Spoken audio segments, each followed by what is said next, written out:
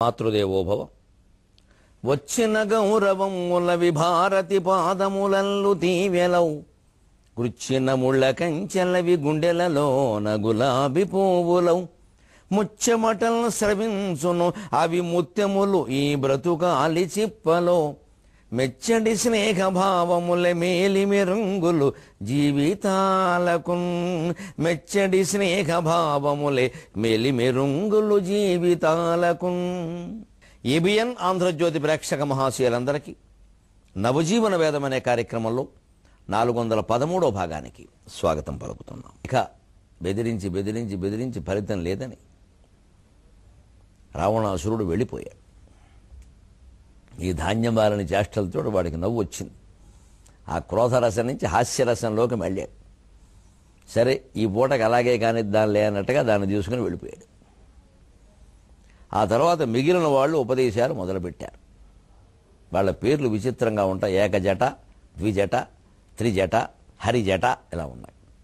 అంటే ఒక జడ, 2 జడలు, 3 జడలు, ఆకుపచ్చని జడలు, అలా ఏవో రకరకాల. ఇప్పుడు మన వాళ్ళకైతే ఇలా అనే అవకాశం లేదు. నిర్జట అసలు జడ ఉంటేగా, లేదా కుస్తుంభర జట అంటే కొత్తిమీర కట్టాగా, అందుకని కుస్తుంభర జట అనాలి.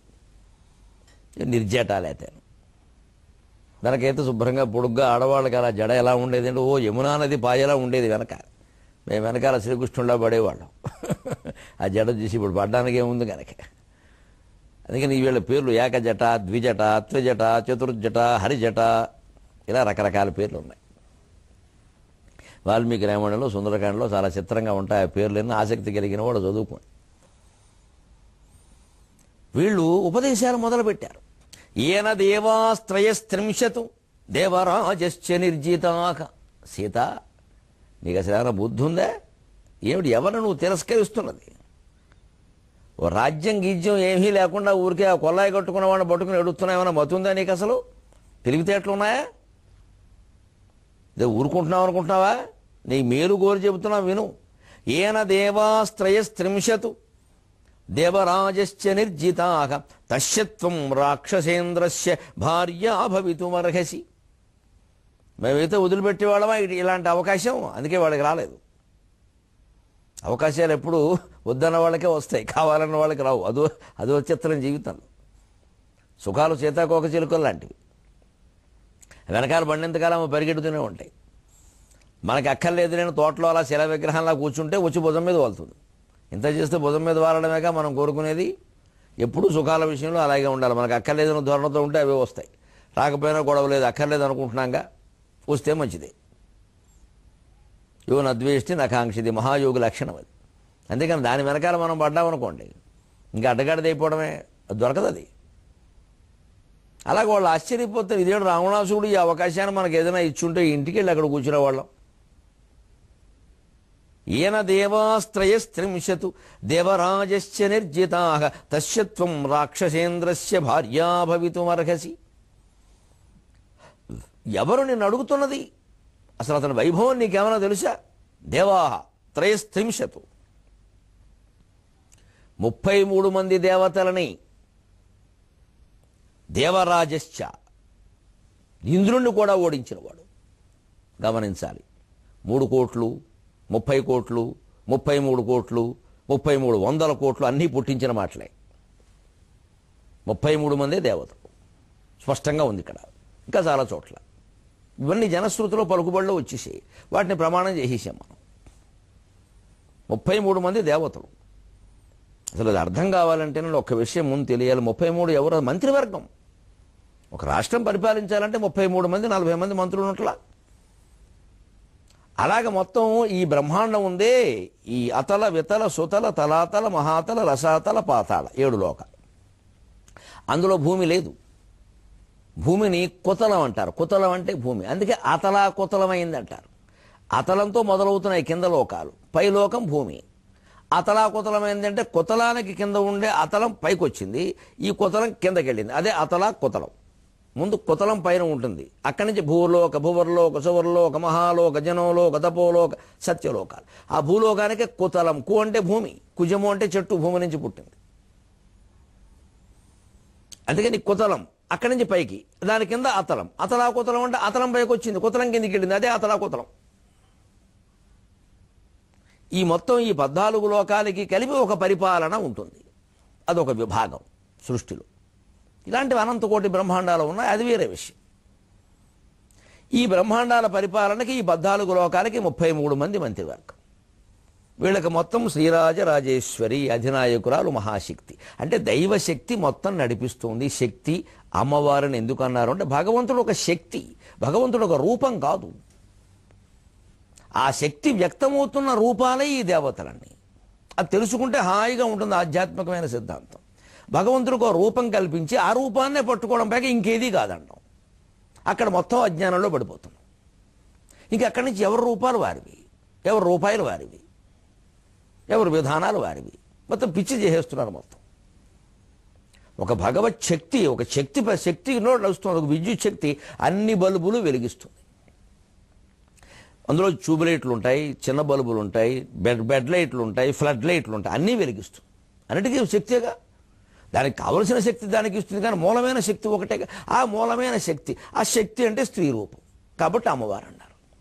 అది స్త్రీయా పురుషుడా నిజానికి చెప్పడం కష్టం, అది కుదరదు. అది తాత్వికమైనటువంటి భేదం ఏం లేదని చెప్పారు భారతంలో ఇతర గ్రంథాలు. అది ఊరికే భావ్య గతం విధమై మెయ్యి చెందును అన్నారు. ఎలా భావిస్తే అలా ఉండే స్త్రీ పురుషుడు అంటే ఎవరు చెప్తారు దానికి? దానికి అమ్మవారు అంటే శక్తి అంటే అమ్మవారు కదా. శక్తి అంటాం ఇప్పటికీ మన శక్తిపీఠం, అలాగే శక్తి అంటే అమ్మవారు. అందుకని అమ్మవారుగా భావిస్తున్నాం మనం, అంతకంటే ఆ భగవత్ శక్తి అది పురుషుడు అయ్యే అవకాశం లేదు అసలు, అది స్త్రీ శక్తి అది. అందుకని శక్తి అమ్మవారు అంటాము. అనంతకోటి బ్రహ్మాండ నాయకురాలు ఆవిడ ఒకటే శక్తి.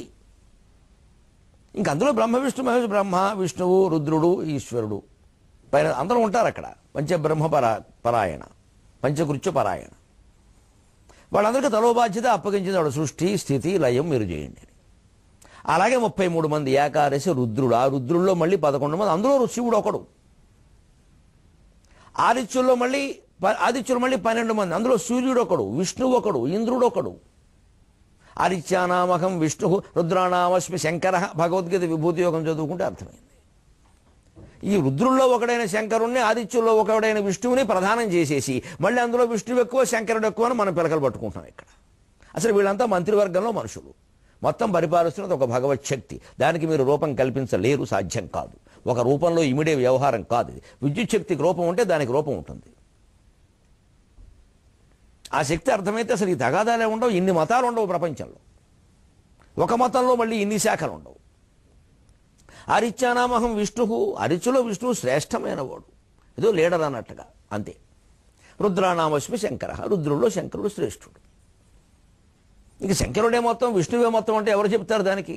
ఒక శక్తి మొత్తం పరిపాలిస్తున్నది శక్తి. దానికి మీరు భగవంతుడు అని పేరు పెట్టారు. డు అనడం వల్ల మగవాడు అనుకుంటారు, అది శక్తి, అది పురుషుడు కాదు, స్త్రీ కాదు, మీరు ఎవరైనా అనుకోవచ్చు. ఇది అందుకని దానికి ఏకాదశి రుద్రులు, ద్వాదశ ఆదిత్యులు, 12, 11, 23. ఆ పైన అష్టవశువులు, అందులో ప్రభాసుడు అంశే భీష్ముడు, మళ్ళీ పైకి వెళ్ళిపోయాక ప్రభాసుడే. ఈ అష్టవశువులు అది 23, 8, 31 అశ్విని దేవతలు ఇద్దరు. ఈ మొత్తం ఈ ప్రకృతి శక్తులు దివ్య శక్తుల్లో ఏమైనా తేడా పాడాలు వస్తే వైద్యం వాళ్ళు చేస్తారు. అశ్విని దేవతలు దేవ వైద్యులు అంటారు వాళ్ళు. ఇప్పుడు తేడా పాడాలు రిపేర్ చేయడం మరమ్మతు, అదే అశ్విని దేవతలు. 31, 2, 33, 11, 12, 8, 31, 2, 33. ఇదే త్రయస్త్రింశత్. వీళ్ళందరినీ పరిపాలనా విభాగం, పెర్సోనల్ అంటామే, ఉద్యోగుల విభాగాలు చూసుకునేవాడు ఇంద్రుడు. దేవరాజశ్చ అన్నారు. అందుకని ఇందులో మళ్ళీ పెద్దవాడు బ్రహ్మ, సురజ్యేష్ఠగా. ఇవన్నీ రకరకాల బాధ్యతలు. వీళ్ళెవరూ పరిపూర్ణంగా దేవుడు కాదు. ఒక మాటలో ఆ శక్తి దేవుడు. ఆ శక్తి ఇన్ని రూపాలు ధరించి, అదే మన రూపం కూడా ధరించింది. ఆ అజ్ఞానం విడిచిపెట్టాం మనం. వాళ్లే దేవుళ్ళు, మనం కాదనుకుంటాం.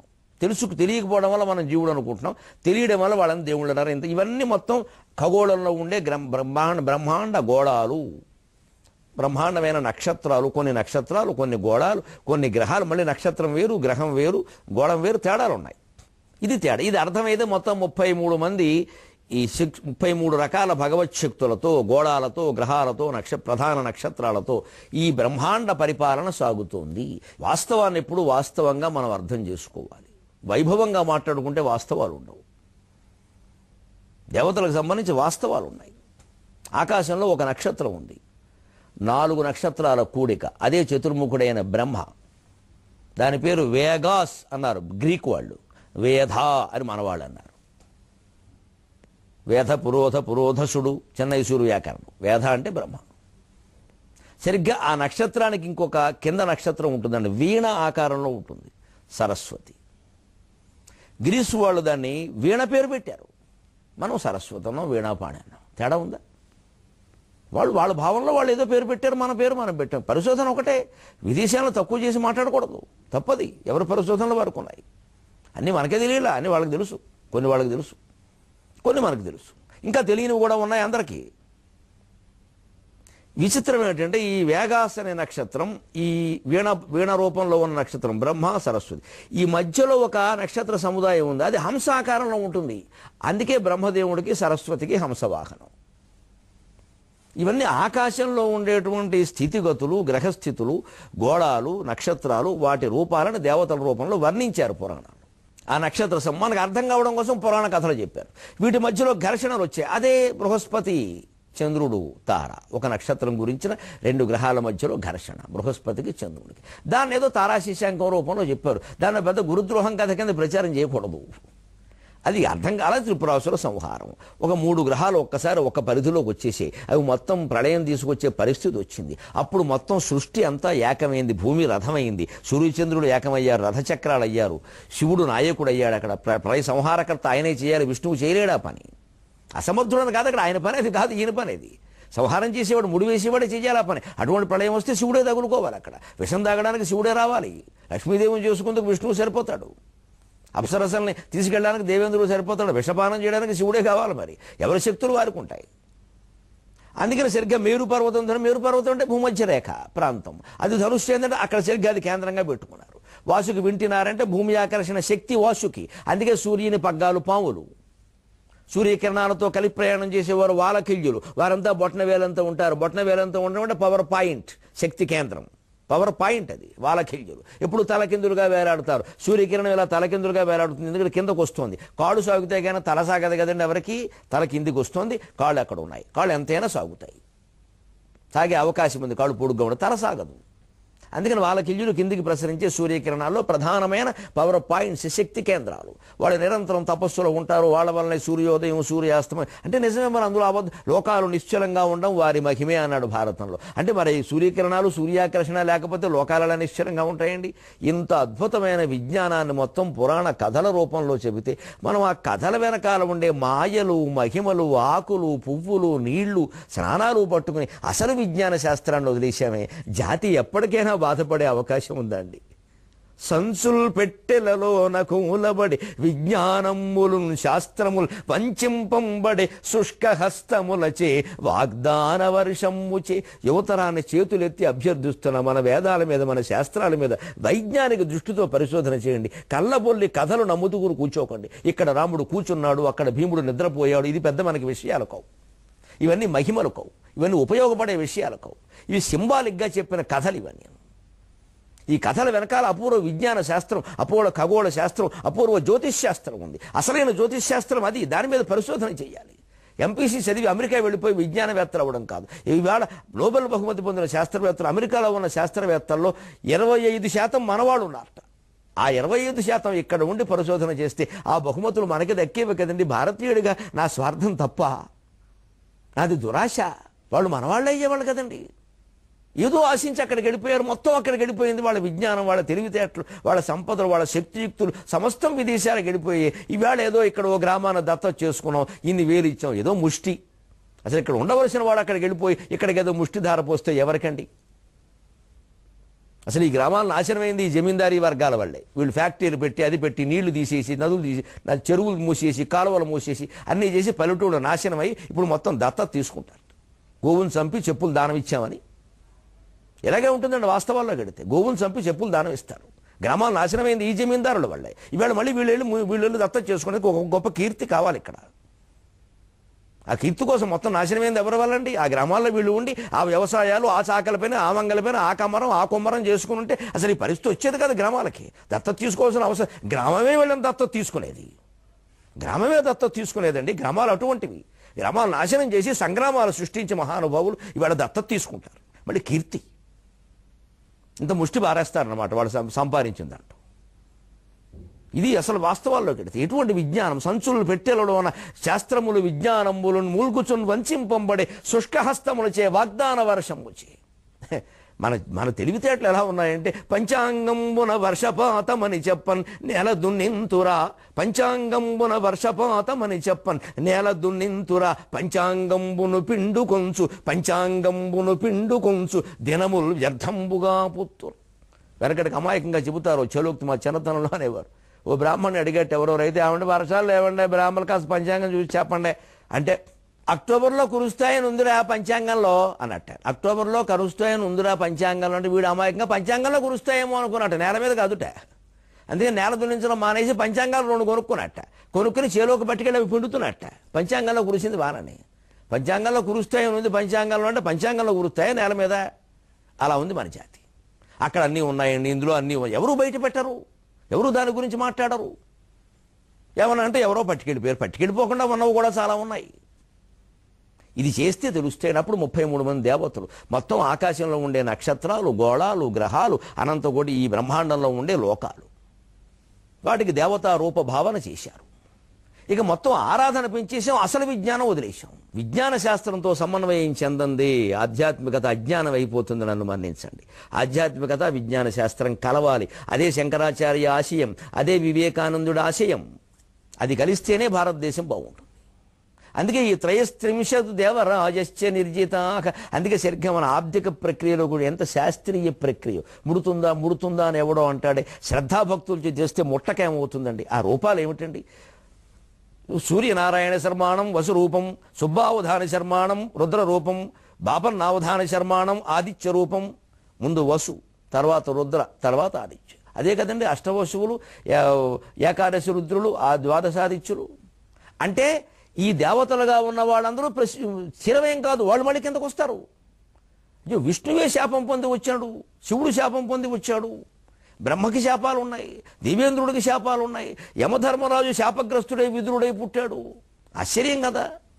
అంటే దేవతలు శాపగ్రస్తులు వరాల వల్ల దేనివల్ల కిందకు వస్తారు, మానవులు వరాలు పొందో దేనివల్ల పైకెడతారు. పెద్ద విషయం కాదు. అందుకే ఇప్పుడు చనిపోయిన వాళ్ళు, పరమపరించిన వాళ్ళు కొంతకాలం వసురూపం, అందుకని వసురూపం అంటాం. అంతకంటే ముందువాడిని రుద్రరూపం, అంతకంటే ముందువాడిని ఆదిత్య రూపం అంటాం. తర్వాత ఎప్పుడు ఇంకా 4వ వాడు కనుక ఈ పెట్టేవాడు కనుక వెళ్ళిపోతే ఈ వసువుని రుద్రుని ఆదిత్యుల్లో కలిపేసేసి మళ్ళీ ఈ వసురూపం ఈ కొత్త వాడికి ఇస్తాం. మరి సీట్ ఎక్కడ దొరుకుతుంది? కనిపోయిన ప్రతివాడు వసువో రుద్రుడో ఆదిత్యుడో అవుతాడని మన భావన. వాడు అయ్యాడో లేదో అది వేరే విషయం, మనకు తెలియదు. ఎందుకని ఈ భావన ఎందుకు అవుతాడని శాస్త్ర ప్రకారం ఉన్నప్పుడు మనం అలా చేయాలిగా. ఒకవేళ వాళ్ళు ఇంకో జన్మ ఎత్తేసి ఉండొచ్చు, స్వర్గ నరక, మనకు తెలియదు. అది మనకు తెలియనప్పుడు శాస్త్రం చెప్పిన మార్గంలో వెళ్ళిపోవడం మంచిది. ఏదో పలానా దూరికి అడ్డదారి ఉందని ఇంకో దగ్గరలో వెళ్ళొచ్చని ఎవరో చెప్తారు. ఆ అడ్డదారులో వెళ్ళడం కంటే మనకి ఉన్న దారి ఏదో ఆర్టీసీ వారు బోర్డు పెట్టారు, ఆ దారిలో పెడితే పోనీ 2 కిలోమీటర్లు ఆలస్యం అవుతుంది, 1 గంట ఆలస్యం అవుతుంది, పెడతాంగా. ఇది శాస్త్ర మార్గం. ఈ తద్దినం పెట్టే దాంట్లో ఇంత శాస్త్రీయ విజ్ఞానం ఉంది. అవి సరదాకు పెట్టిన విషయాలు కావవి. దానికి శాస్త్రీయ విజ్ఞానానికి ఇప్పుడు శ్రద్ధాభక్తులు ముఖ్యం కదా. ఇస్రో వారు 100 రకాల ఉపగ్రహాలు పైకి పంపించారు, అన్ని విజయవంతం అయ్యాయి. ఎందుకో శ్రద్ధాభక్తులు. తేడా వస్తే సరి చేసుకున్నారా లేదా? ఎంత విజ్ఞాన శాస్త్రం ఉన్నా తిరుపతి వెళ్ళి వెంకటేశ్వర స్వామికి నమస్కారం చేస్తున్నారో లేదో చెయ్యాలి, అది పద్ధతి. విజ్ఞాన శాస్త్రంలో ఇలా చేయడం అంటే అనకూడదు, మూర్ఖత్వం అది. ఎంత విజ్ఞాన శాస్త్రం అభివృద్ధి చెందినా మనిషి బుద్ధి ఎంత పెరిగినా భగవంతుడే భగవచ్చక్తి అనంత కళ్యాణ గుణ సంపన్నుడైన భగవచ్చక్తి ముందు మానవుడి శక్తి పని చెయ్యదు. మానవుడు తన ప్రయత్నం తాను చేస్తూనే ఎప్పుడూ భగవంతుడు స్మరించాలి. మా మనుస్మర యుద్ధేచ. అంచేత భగవంతుడికి శాస్త్రీయ విజ్ఞానానికి ఎక్కడ వ్యతిరేకత లేదండి. ఎందుకు అనుకుంటున్నారో తెలియదు. సైంటిస్టులు గౌరవించగలిగితే, వారికి ఆధ్యాత్మికవాదులకి సమన్వయ వేదిక ఏర్పాటు చేయగలిగితే ఇటువంటి విషయాలు బయటకు వస్తాయి. హిందూ ధర్మం పరమశాస్త్రీయమైన ధర్మం అని అందరికీ తెలుస్తుంది. ఏన దేవాస్త్రయస్త్రింశతు దేవరాజస్య నిర్జితాః తస్యత్వం రాక్షసేంద్రస్య భార్య భవితుమర్హసి అని ఇక్కడ మిగిలిన రాక్షస స్త్రీలు ఇవన్నీ ప్రేరేపిస్తున్నారు. ఏకజట, ద్విజట, త్రిజట, హరిజట, దుర్ముఖి, దుందుభి, అన్ని సంవత్సరాల పేర్లు కూడా పెట్టుకోవచ్చు. నిజానికి సంవత్సరాల పేర్లు 60 కూడా సూర్యకిరణాల్లో ఉండే భేదాలు. కాలస్వరూపుడు, సంవత్సరాల పేర్లన్నీ కాలం. సూర్యకిరణాల్లో ఉండే ప్రభవ, విభవ, ఆ వరస్సు శుక్ల తెలుగు ముందు పుట్టడం, కొంత ముందుకెళ్ళడం, పొద్దెక్కి సూర్యుడు, ఆ పైన శుక్ల తెల్లగా మారడం, అలాగే ప్రమోదూత అని అక్కడి నుంచి ఒక కాస్త ఇంకా ముందుకు రావడం, ఇలా వరుసగా వస్తాయి. కాలంలో మార్పులు రకరకాలు, వాటిని బట్టి ఆ పేర్లు పెట్టారు. అదంతా శాస్త్రీయ విజ్ఞానం. కొన్ని ఏదైనా ఆ కాలం నాటి సామాజిక ఇతివృత్తాలు, చారిత్రక ఇతివృత్తాలు ఉండొచ్చు, తప్పకుండా ఉంటాయి. అవి పరిశోధన చేస్తే కానీ తేలదు. ఆ దృష్టితో సంస్కృతం చదవాలి. ఇంటర్మీడియట్లో మార్కుల కోసం చదివితే మూర్ఖుల సంస్కృతం అయిపోయింది అది. అందుకే విద్యార్థులకు ఎప్పుడు ఆసక్తి కలిగించాలని, ఆసక్తి కలిగిస్తే మిగిలిన వాడు చేస్తారు. కంఠస్థం చేయించడం, మార్కులు పట్టించడం వచ్చాక నాశనం అయిపోయింది. అసలు ప్రేరణ కలిగిస్తే ఒక జిడ్డు కృష్ణమూర్తి గారి పాఠశాలలు ఉంటాయండి మదనపల్లిలో, ఋషి వ్యాలీలోను. వాళ్ళు ఎక్కువ ఈ పాఠాలు చెప్పి రుబ్బేరండి వాళ్ళు. అక్కడ పొద్దున్నే కొండ మీద తీసుకెళ్ళిపోతారండి పిల్లలు, కొండ మీదకి. ఒక్కడ కూడా ఆత్మహత్య చేసుకోవాలండి అక్కడ. ఎందుకు చేసుకుంటారు? జీవితం అంతా అర్థమవుతుంటే. ఆయన పద్ధతి ఋషి వ్యాలీ.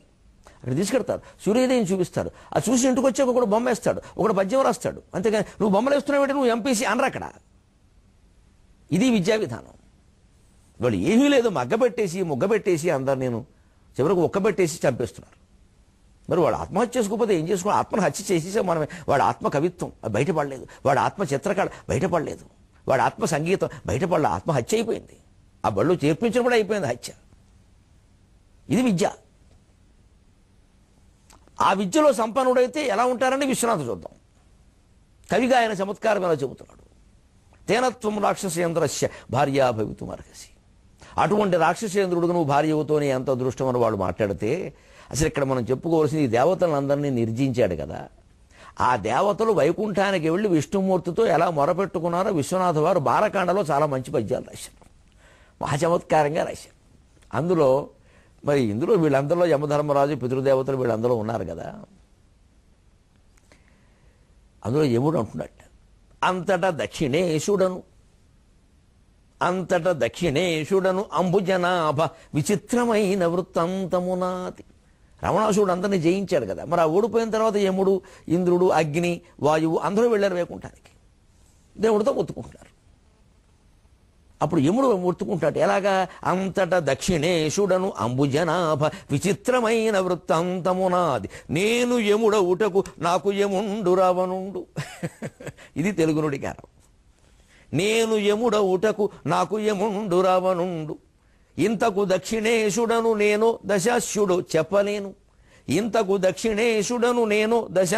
చెప్పలేను. ప్రాణాంతకము నిరర్ధక దిశాధిపతిత్వములేలమాకిటన్.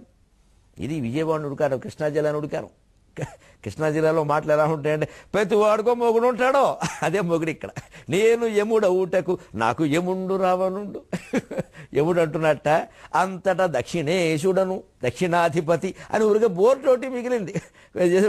కొంతమంది మంత్రులకి ఏ పదవి ఇవ్వాలో తెలియకపోతే పదవి ఇస్తారు, శాఖ ఇవ్వరు. అది ఏ పోర్ట్ఫోలియో లేని మంత్రి అంటే ఏం చేయాలో తెలియదు దానికి. అలాగే కొంతమంది మంత్రులు విచిత్రంగా ఉంటారు. పాపం వాళ్ళ శాఖలకి డబ్బులు ఉండవు. డబ్బులు లేని దానికి దేనికి మంత్రి పదవి, అధికారము ఉండదు కొన్నిటికి. ఏదో అలా అలంకారప్రాయం. పలానా దానికి ఏదో నేను అధ్యక్షుడిని చేశామంటే అందులో ఏం డబ్బులు ఉండవు, అధికారం ఉండదు. ఊరికే బల్లానో బెల్ల కొడితే బల్ల ఉంటుంది, బెల్ల కొడితే ఫ్యూను టీ పట్టుకొస్తాడు. పాపం ఆయన అనుకుంటాడు, ఇంత కష్టపడి ఇన్ని కోట్లు పట్టి నెగ్గి ఇది వచ్చింది, మన ఇంటి దగ్గర నౌకర్లు 10 టీలు తెచ్చేవారు, కొబ్బరి బొండాలు కూడా తెచ్చేవారు అనుకుంటాడు. ఇందుకీ పదవి అంతకంటే ఏముండదు. ఎప్పుడైనా మహా అయితే ఆగస్టు 15 వాళ్ళు ఊళ్ళో బడివాళ్ళు జెండా వందనాన్ని పిలుస్తారు అంతే, అంతకుమించి ఏం లేదు. ఎందుకది అలాగే తయారైంది. అంతటా దక్షిణేశుడను అంబుజనాభ విచిత్రమైన వృత్తాంతము నాది. అసలు నా కథ అంతా విచిత్రమయ్యా. అంబుజనాభ, పద్మనాభ, కేశవ, దామోదర, వినవయ్య మా బాధ. ఏమిటా విచిత్రం అంటే విష్ణుమూర్తి. ఏమిటి విచిత్రం? ఏమిటి నువ్వు చేసే పనులు విచిత్రంగా, అందరికీ మృత్యువు. నువ్వు విచిత్రం అన్న ఏం చేస్తావు? మాకే మృత్యు వచ్చింది ఇప్పుడు. ఎందుకంటే నేను యముడవుటకు నాకు యముండు రావణుడు. అందరికీ నేను యముణ్ణి. భూలోకంలో నన్ను ఒక తిట్టుపదం చేశారు. ఎవరన్నా భర్త భార్యను బాధపడితే కూడా యములాళ్ళు అంట. అబ్బా, నన్ను తిట్టుపదం చేశారు. నన్ను మెచ్చుకునేవాడు ఒక్కడు లేడు. అమ్మకు యముడు, అమ్మాయికి మొగుడు, ఏవో సినిమాలన్నీ తీశారు నా మీద. నా యమశబ్దాన్ని తిట్టుపదం చేశారు. పోని అయినా సరే నా ధర్మం నేను చేస్తున్నాను, వాళ్ళు ఏమనుకుంటే నాకే. మరి ప్రజల రక్షణ కోసం ఉన్న పోలీసులు తిట్టుకునేవాళ్ళు కూడా ఉన్నారని. పోలీసు వస్తాడు ఎత్తుకుపోతాడని బెదిరించేవాళ్ళు లేరా? మరి పోలీసులు ఎత్తుకుపోతారండి?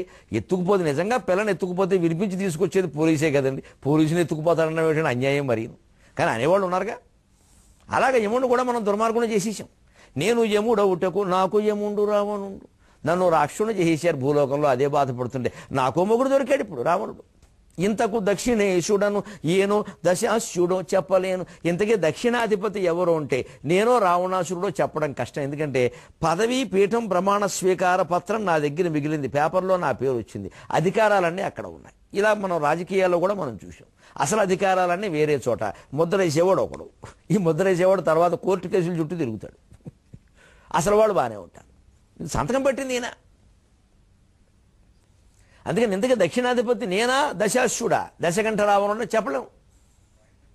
అంతేకాదు ప్రాణాంతకమౌ నిరర్థక దిశాధిపతిత్వములేలమాకిటం. ఇది డబ్బులు లేని మంత్రి పదవి, అధికారాలు లేని మంత్రి పదవి అంటే నిరర్థకమయ్యా. ఏహి పనికిరాని దిశాధిపతిత్వం. ఊరికే దక్షిణాధిపతి దక్షిణ లేదయే, దక్షిణాధిపతి దేనికి?